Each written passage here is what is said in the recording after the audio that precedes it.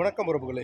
நான் உங்கள் Ayyanar, Dubai Abu Dhabi. இப்போ பாருங்கள், திமுக தலைவர் ஐயா மு.க.ஸ்டாலின் தேர்தல் பிரச்சாரத்தின் போதில் பார்த்தீங்கன்னா, நாங்கள் ஒரு 8,000 ரூபாய்க்கு ஒரு டோக்கன் கொடுக்குறோம், அந்த டோக்கனை வாங்கிக்கோங்க, நாங்கள் ஆட்சி அதிகாரத்துக்கு வந்த பிற்பாடு அந்த 8,000 ரூபா டூப்பனை போய் கொண்டு போய் உங்களுக்கு வீட்டுக்கு தேவையான மிக்சி, கிரைண்டரு, ஃப்ரிட்ஜ் எல்லாம் வாங்கிக்கோங்க அப்படின்னு சொல்லி ஒரு டோக்கனை வந்து விநியோகம் பண்ணுறாங்க.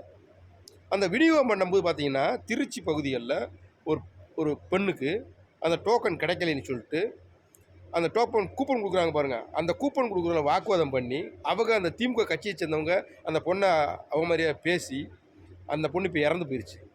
நான் என்ன கேட்குறேன், நீங்கள் ஆட்சி அதிகாரத்துக்கு வர்றதுக்காக இந்த மாதிரி ஒரு 8,000 ரூபா கூப்பனை கொடுத்து ஓட்டை வாங்கி நீங்கள் ஆட்சி அதிகாரத்துக்கு வர்றோம்னு நினைக்கிறீங்கல்ல. இப்போ ஒரு பொண்ணு இறந்து போச்சு, இந்த இதெல்லாம் யார், இந்த பாவம் யாரை போய் சேரும்? உங்களைத்தான் வந்து சேரும்.